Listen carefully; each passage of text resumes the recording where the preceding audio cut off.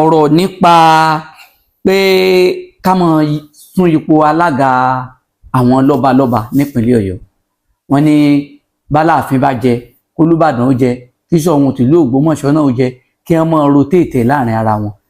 Àwọn kan wá wòye pé èyí ti jẹ́ kámọ́rì àgbẹ̀dọ̀ kí odidi Aláàfin tó jẹ́ kó ń lò fún Ìbàdàn ládé kó wá máa bá wọn jókòó à ń yípo ipò alága àwọn lọ́balọ́ba. Lọ́dún náà ló ń bó ló ṣe rí. Ìgbésẹ̀ wo ni kábíyèsí gbé bó lọ̀rọ̀ ṣe jẹ́? Ẹ ṣé olóòtú. Mẹ́rin kọ́kọ́ máa ń pa mí ni pé Aláàfin ló fún Olúbàdàn ládé. Aláàfin kọ́ ló fún Olúbàdàn ládé o.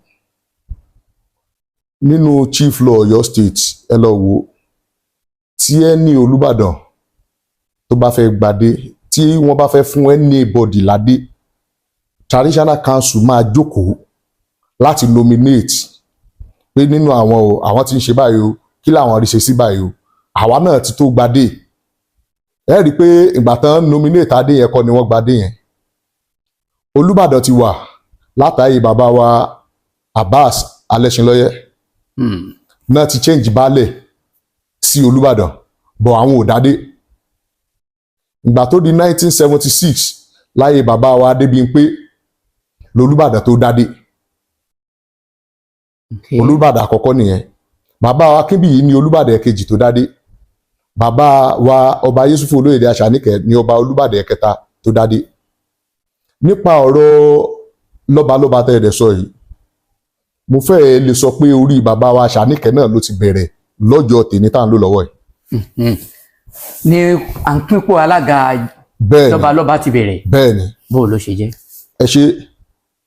Nígbà náà tẹ́ bá dé pálásì wa ní Ìdí Aró, rẹ́píkà àga tí bàbá wa ọba Adéyẹmí tó fi máa ń jókòó ní pálásì wọn ó wà ní pálásì wa. Èyí túmọ̀ sí pé alájọṣepọ̀ mọ̀rànmọ̀ràn jọ ni wọ́n. Mo fẹ́ lè sọ pé kò sí ìgbà kan láàrin ọ̀sẹ̀ kan tàbí ẹ̀kan méjì láàrin ọ̀sẹ̀ méjì kí bàbá wa Adéyẹmí má dé ọ̀dọ̀ kábíyèsí Àṣàníkẹ́. Aláàfin tìlú Ọ̀yọ́ ọba Adéyẹmí tó wájà. Bẹ́ẹ̀ni. Nígbà náà bàbá wa Àṣàníkẹ́ ni ó jẹ́ ẹni tó dàgbà jù láàrin wọn. Táìmì yẹn náà ni bàbá wa Oyèwùmí Ajagungbadé Ṣọ̀ún wà lórí ipò. So táìmì yẹn ìtàn tẹ́ béèrè ìtàn ńlá ni o. Old Ọ̀yọ́ làwọn àgbà yẹn o. Ọ̀ṣun state àwọn Òṣogbo kankan wọ́n sì wà London Ọ̀yọ́ state nígbà yẹn. Ọ̀ṣun àtọ̀yọ́ jọ wà papọ̀ ní. Wọ́n jọ wà papọ̀ nígbà yẹn ni. Bàbá wa Ọọ̀ni Síjúadé dẹ̀ ni olórí lọ́balọ́ba nípínlẹ̀ Ọ̀yọ́ ńgbà yẹn. Old Ọ̀yọ́ state. Ní Old Ọ̀yọ́. Ọọ̀ni of Ifẹ̀ ni olórí lọ́balọ́ba. So wọ́n wá máa ń ṣèpàdé yìí ní ẹ̀ẹ̀kan lóṣù. So ó dijọ́ kan ìpàdé yẹn ti ń bọ̀. Bàbá wa Adéyẹmí kọ́lọ́mbà wa fọ̀run kẹ́ wọn. Wọ́n wá bá bàbá wa Àṣàníkẹ́ pé kábíyèsí Olúbàdàn ilẹ̀ Ìbàdàn. Kábíyèsí ní ẹ̀mí ò dénú kí la tó rí gbọ́ sọ ń tọ́ sọ o. Bá mi mo ní wá rí yín fọ̀rọ̀ kan ni.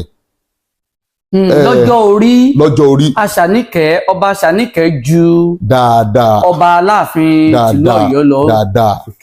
First born Àṣàníkẹ́ gan wọ́n fẹ́ lè jọ jẹ́rọ̀ tàbí kan tún jura wọn lọ díẹ̀. Wọ́n fún wọn ní àpọ́nlé ọjọ́ orí yẹn.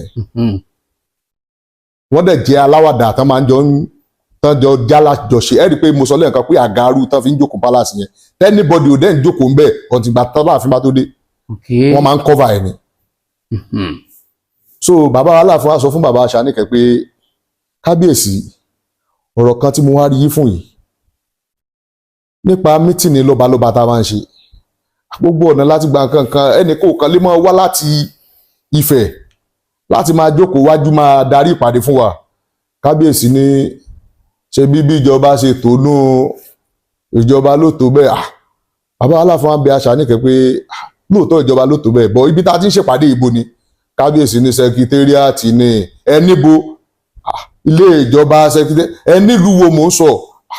Kábíyèsí dé ẹni o tún dé o Ìbàdàn ní àìná ni ọgbọ́n tí mo sọnù nílùú bàbá tí wọ́n ṣàbẹ̀rẹ̀ géèmì ẹ̀ bàbá wa ní kí náà fẹ́ náà bá ní ipò lọ́balọ́ba ẹ̀ pé ṣé wọ́n mọ̀ pé ó yẹ káwọn jọ máa rotate ẹ̀ ni tó ní bá jẹ k'Olúbàdàn jẹ káwọn jẹ kí Ṣọ̀ún jẹ bàbá wa láwọn aronú sí ìgbà tó tún di bí wọ́n ti wálẹ̀ méjì lẹ́yìn ìgbà yẹn wọ́n tún mú bàbá wa Ṣọ̀ún Ògbómọ̀ṣọ́ àwọn méjèèjì jọ wá pẹ̀lú àwọn ọba kan lókè Ògùn nígbà yẹn wọ́n tún wá persuade bàbá because in tó dẹ̀ tí mo rí kó fa ilé ni pé wọ́n mọ̀ pé bàbá láyà púpọ̀ kò sí tí bàbá ò lè kojú so bá ṣe wá bàbá ní ó dáa ṣe ń tẹ́ fẹ́ nù wọ́n ní bẹ́ẹ̀ ni táìmù yẹn ìpàdé wọn dẹ̀ kú bí ọ̀túnla bàbá ní mo ti gbọ́ wọ́n máa ń bẹ̀rẹ̀ meeting yẹn ní 10 o'clock bàbá ti dé meeting yẹn láfter 7 láàárọ̀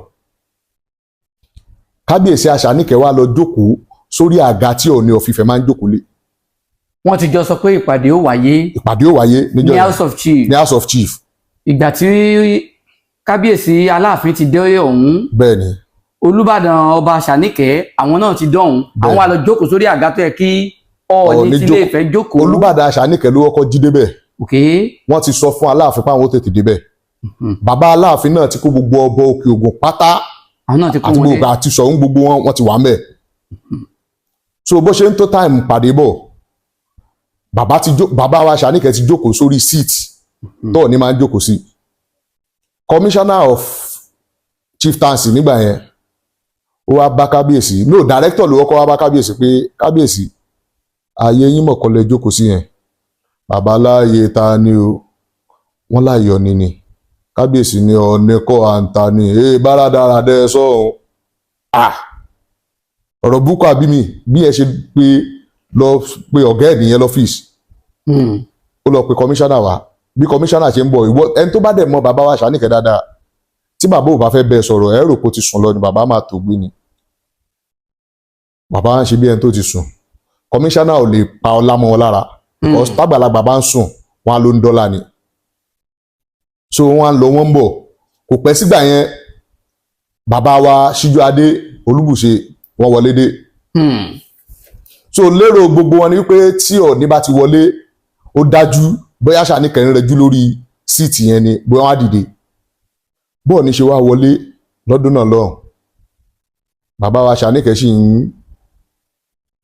wọ́n ń tò gbé kábíyèsí Ọọ̀ni wá ń kọjá lọ wájú wọ́n ń kọjá bọ̀ ìgbà tó délẹ̀ ìyẹn wọ́n ń wojú gbogbo àwọn officials yẹn pé kí ló ń ṣẹlẹ̀ bọ́n ṣe ń padà bọ̀ lẹ́lẹ́kẹta kábíyèsí Àṣàníkẹ́ kàn fà wọ́n padà ní Síjú-Adé ọmọ bàjẹ́ pọ̀ o sọ́pọ̀ rí mi ń jókòó ni ọ̀hà ń parí ìdàdìdà wájú mi ìwádìí jókòó sí abẹ́rẹ́ ìpàdé bàbá wa Aláàfin kan pariwo last minute ṣe hàn pé ọ̀rọ̀ ti wà ńlẹ̀ last minute tí bàbá wọn ní bọ́ wọ́n bínú jáde padà ni wọn bá wọn jókòó sí ìpàdé yẹn before this drama àwọn officials government wọ́n ti lé gbogbo oníròyìn jáde tó rántí rí pé drama ń bọ̀ even though ọ̀rọ̀ tí mò ń sọ yìí brother mi kan wà tá a ti jọ fi sọ̀rọ̀ rí tán láwọn náà wà nínú pressman tó wà ní palace ìjọ náà àwọn ni press secretary Olúbàdàn Adétúnjì tó rájọ iṣẹ́ pẹ̀lú bàbá Adétúnjì ni brother mi Adéọlá Ọlọ́kọ̀ àwọn ni press secretary bàbá wa ọba Rasheed Adéyàwó náà sí so bí gbogbo bí wọ́n ṣe lọ kábíyèsí Àṣàníkẹ́ jókòó as the chairman jọ yẹn up beside so gbàtán lọ tán wọ́n wọ̀nù gbogbo ọba pé kí anybody máa address the press so gbogbo ọba jáde ńbẹ̀ yẹn anybody ò bá press sọ̀rọ̀ pọ̀ gbogbo ọba Òkè Ògùn pátá àtàláàfin àti Ṣọ̀ún Ògbómọ̀ṣọ́ gbogbo wọn náà tẹ̀lé Àṣàníkẹ́ jáde síta gbàtán dẹnu gate tán ti fẹ́ bọ́ta gbogbo oníròyìn bò wọ́n kábíyèsí lẹ́yìn oròyìn tó dénú wọ́n ti ní àmọ́ bá ń sọ nǹkan kan mọ́dá kábíyèsí bó tiẹ̀ ṣe kóró kan ẹ̀ tiẹ̀ sọ fún wa bàbá ní kò sí nǹkan kan tó ṣẹlẹ̀ o ju pé láti nílò èmi ọba Yésùfù Olóyèdé Àṣàníkẹ́ mo ti dalága ìpínlẹ̀ Ọ̀yọ́ èyí àbá mi bàbá ṣe wọnú mọ́tò ẹ̀ nìyẹn lọ́jọ́ náà lọ́hùn bàbá wa Aláàfin sin kábíyèsí Àṣàníkẹ́ délé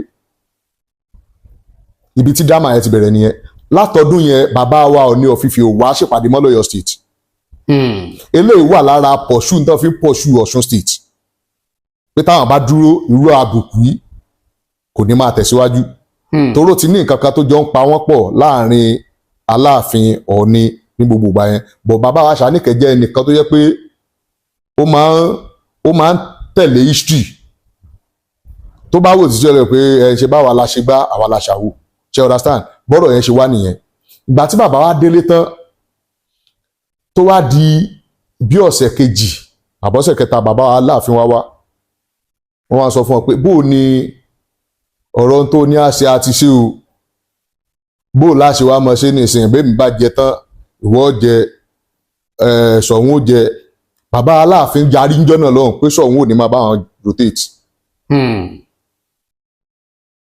Ṣàníkẹ́ ní kí ló dé wọ́n ní àwọn làwọn tu ilẹ̀ Ògbómọ̀ṣọ́ fún Ṣọ̀ún Ajagungbadé ni wọ́n pé so kò sínú ẹ̀tọ́ láti máa jọ rotate Ṣàníkẹ́ rárá o àṣọ́bàǹká tó bẹ̀rẹ̀ eléyìí kọ́kọ́ fàjà láàrin wọn láyé ní táìmì yẹn ó dà pọ́n gbéra wọn lọ sí court bọ̀ǹgbà tá Ṣàníkẹ́ ṣe tán gbélẹ̀ fún bàbá wa Aláàfin táìmì tó yẹ kí ó kan tọ́ọ̀nù bàbá wa Ṣọ̀ún Ògbómọ̀ṣọ́ àwọn wà ní Mẹ́kà àwọn lọ sílùú Mẹ́kà.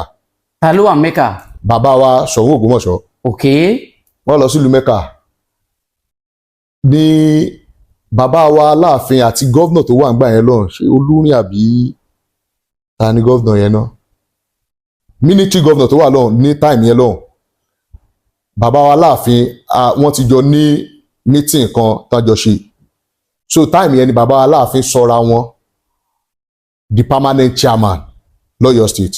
dípò àdéhùn pé ẹja máa pín láàrin ara wa tí wọ́n ṣe lẹ́yìn Ọọ̀ni. bẹ́ẹ̀ni ìgbà tán wá sọ gbólóhùn permanent chairman yìí bàbá wa Ṣàníkẹ́ kò tẹ́ wọn lọ́rùn mọ́ bọ́ àgbà ti dé